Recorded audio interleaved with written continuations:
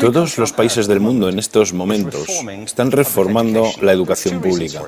Existen dos razones para ello. La primera es económica. La gente está intentando resolver cómo podemos educar a nuestros niños para que ocupen su lugar en la economía del siglo XXI. ¿Cómo hacemos eso? Si ni siquiera podemos anticipar cómo será la economía al final de la próxima semana, como esta reciente crisis lo está demostrando.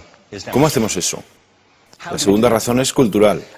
Todos los países del mundo están intentando resolver cómo podemos educar a nuestros niños para que tengan sentido de identidad cultural, para poder legarles los genes culturales de nuestras comunidades y a la vez formar parte del proceso de globalización. ¿Cómo cuadramos ese círculo? El problema es que están intentando enfrentarse al futuro, a base de hacer lo mismo que en el pasado. Y en el proceso están alineando a millones de niños que no ven ninguna utilidad en asistir a la escuela. Cuando nosotros íbamos al colegio nos retenían allí con la historia de que si trabajábamos mucho y sacábamos buenas notas y luego estudiábamos un título universitario, tendríamos un trabajo. Nuestros hijos no se creen eso. Y hacen bien, por cierto. Es mejor tener una titulación que no tenerla, pero ya no es ninguna garantía. Y especialmente no lo es si el camino hacia ella marginaliza la mayoría de cosas que tú consideras importantes acerca de ti mismo. Hay gente que dice que hay que subir los estándares, que eso sería un avance. Ah, ¿sí? Sí, lo deberíamos hacer. ¿Y por qué ibas a querer rebajarlos? No me he encontrado con ningún argumento que me convenza para bajarlos. Pero subirlos, por supuesto que habría que subirlos. El problema es que el sistema educativo actual fue diseñado, concebido y estructurado para una era diferente. Fue concebido en la cultura intelectual de la Ilustración y en las circunstancias económicas de la Revolución Industrial. Antes de la mitad del siglo XIX no había sistemas educativos públicos.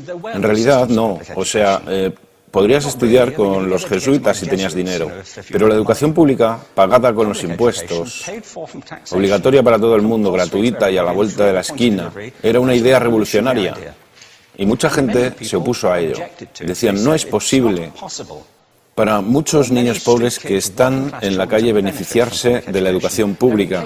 Son incapaces de leer y escribir. ¿Por qué perder tiempo con esto? Y también se asienta sobre una serie de suposiciones sobre la estructura social y la capacidad de las personas. Fue dirigido por el imperativo económico de aquel momento, pero a lo largo de todo ello se infiltró el modelo intelectual de la mente, el cual era esencialmente la idea que la Ilustración tenía sobre la inteligencia. La auténtica inteligencia consistía en cierta capacidad para el razonamiento deductivo y un conocimiento amplio de la cultura clásica. Se podría resumir en capacidad académica. Y esta idea está fuertemente enraizada en la reserva genética de la educación pública. El creer que hay dos tipos de personas, académicas y no académicas, y la consecuencia de eso es que mucha gente brillante se creen que no lo son porque han sido evaluados siguiendo este concepto de mente. Así que tenemos dos pilares gemelos, el económico y el intelectual. Y desde mi punto de vista, este modelo ha causado caos en la vida de mucha gente. Ha habido gente que se ha beneficiado maravillosamente de él, pero la mayoría de la gente no. En lugar de beneficiarse, sufren de esto. Una epidemia moderna, mal ubicada y también ficticia. Esta es la plaga del síndrome de déficit de atención e hiperactividad, TDAH. Este es un mapa de la incidencia del TDAH en Estados Unidos. El mapa de prescripciones médicas para el TDAH. No me malinterpreten. No quiero decir que el síndrome de déficit de atención no exista. Yo no tengo la formación necesaria para ello. Sé que la amplia mayoría de psicólogos y pediatras creen que sí, pero aún es un tema a debatir. Lo que sí me consta es que no se trata de una epidemia. Estos niños están siendo medicados tan rutinariamente como a mi generación nos quitaban las amígdalas, por los mismos motivos caprichosos y por la misma razón, la moda de la medicina. Nuestros hijos están viviendo en el periodo más intensamente estimulante de la historia de la Tierra. Están siendo acosados con información y les están reclamando su atención desde todos los medios. Los ordenadores, los iPhone, las vallas publicitarias y cientos de canales de televisión. Y nosotros les penalizamos por distraerse. ¿Distraerse de qué? Cosas que son un aburrimiento, en la escuela sobre todo. Me parece a mí que no es totalmente una incidencia el hecho de que la incidencia del TDAH haya crecido paralela al incremento de los test estandarizados. A estos niños se les está dando cosas como Ritalin, Adderall, a menudo medicación bastante peligrosa, solo para hacer que se concentren y se calmen. Pero según esto, el déficit de atención aumenta al ir al este de este país. La gente empieza a perder el interés en Oklahoma.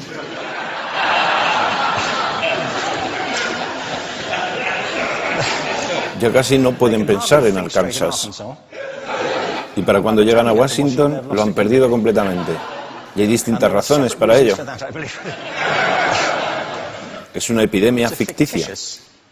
Si lo piensas, las artes, y no quiero decir que sea exclusivo de las artes, creo que también es cierto para las ciencias y para las matemáticas, pero permítanme hablar en particular de las artes, porque ellas son las víctimas de esta mentalidad en especial. Las artes tratan especialmente la idea de experiencia estética. Una experiencia estética es una en la que tus sentidos están funcionando a su máxima capacidad. Cuando te hallas presente en el momento actual, cuando vibras con la emoción de lo que estás experimentando, cuando estás plenamente vivo. Y la anestética es cuando cierras tus sentidos y te atontas ante lo que está sucediendo. Y muchos de estos medicamentos hacen eso. Estamos haciendo pasar a nuestros hijos por el sistema educativo a base de anestesiarlos. Y yo creo que deberíamos estar haciendo exactamente lo contrario. No deberíamos adormilarlos, sino despertarlos para que vean lo que sucede en su interior. Pero el modelo que tenemos es este. Yo creo que tenemos un sistema educativo modelado del interés de la industria a su imagen y semejanza. Les daré un par de ejemplos. Las escuelas aún están organizadas como si fueran fábricas. Tienen timbres que suenan, instalaciones separadas, están especializadas por asignaturas. Aún educamos a los niños por lotes. Les hacemos pasar por el sistema según su grupo de edad. ¿Por qué hacemos eso? ¿Por qué suponemos que lo más importante que los niños tienen en común es su edad? Parece como si lo más importante de ellos fuese su fecha de fabricación, ¿no? Bueno, yo conozco niños que son mucho mejores que otros niños de su edad en distintas disciplinas, o en diferentes momentos del día, o que son mejores en grupos pequeños o en grupos grandes, o que simplemente trabajan mejor solos. Si te interesa el modelo de aprendizaje, no puedes empezar con esta mentalidad de cadena de montaje. Se trata esencialmente de una conformidad. Cuando ves el incremento de los exámenes estandarizados y de los currículos estandarizados, todo se basa en la estandarización. Yo creo que tenemos que ir justamente en la dirección opuesta. Esto es lo que quiero decir cuando hablo de cambiar el paradigma. Hay un estudio estupendo que se ha hecho recientemente acerca del pensamiento divergente. El pensamiento divergente no es lo mismo que la creatividad. Yo defino la creatividad como el proceso de tener ideas originales que tengan valor. Pensamiento divergente no es sinónimo de creatividad, pero es un componente esencial de la misma. Es la capacidad de ver montones de respuestas posibles a una cuestión. Montones de maneras diferentes de interpretar una cuestión. Pensar lateralmente, como lo llamó Edward de Bono. No pensar solamente de manera lineal o convergente. Ser capaz de ver múltiples respuestas y no solo una. Así que yo diseñé un test para esto y voy a inventarme un ejemplo. A la gente se le puede preguntar cuántos usos se le ocurren para un clip. A la mayoría se les ocurren unos 10 o 15. A la gente que se le da bien se le pueden ocurrir 200. Y lo hacen porque preguntan, ¿el clip podría estar hecho de goma y medir 60 metros? ¿Tiene que ser un clip tal como lo conocemos? Bueno, pues diseñé el test y lo probé con 1.500 personas. En un libro titulado Más allá del punto de ruptura, y en el protocolo del test, si superabas una puntuación determinada, se te consideraba un genio del pensamiento divergente. Así que quiero preguntarles, ¿qué porcentaje de la gente que hizo el test puntuó como genio en pensamiento divergente? Y debo decir una cosa más acerca de ellos. Eran niños de jardín de infancia. Así que, ¿qué opináis? ¿Qué porcentaje de genios?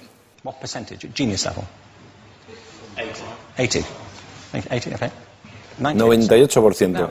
Bueno, la cuestión es que era un estudio longitudinal, así que los mismos niños volvieron a hacer el test 5 años después, en edades entre 8 y 10 años. ¿Qué pensáis? ¿50%? Volvieron a hacerles el test otra vez, 5 años más tarde, cuando tenían entre 13 y 15 años de edad. Y se observa una tendencia, ¿no? Bueno, esto nos indica algo interesante, porque se supone que tendría que ser al revés, ¿no? Empiezas no siendo muy bueno, pero mejoras a medida que te haces mayor. Pero esto demuestra dos cosas. Una es que todos nosotros tenemos esta capacidad. Y la otra es que esta capacidad se deteriora en general. Muchas cosas les han pasado a estos niños durante su crecimiento, pero yo estoy convencido que lo que más les ha influenciado es que a estas alturas ya han obtenido una educación académica. Se han pasado 10 años en la escuela, oyendo que solo hay una respuesta correcta. Esta es la parte de atrás del libro, pero no la mires. Y no copies, porque eso es engañar. Fuera de las escuelas, a eso se le llama colaboración. Esto no sucede porque los docentes así lo quieran. Es simplemente porque sucede así. Es porque se halla presente en la reserva genética de la educación.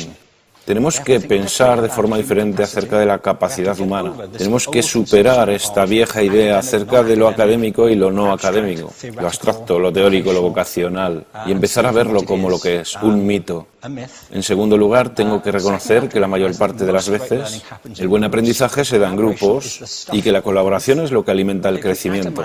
Si atomizamos a las personas, las separamos y los juzgamos por separado, formamos una especie de desconexión entre ellos y su ambiente de aprendizaje natural.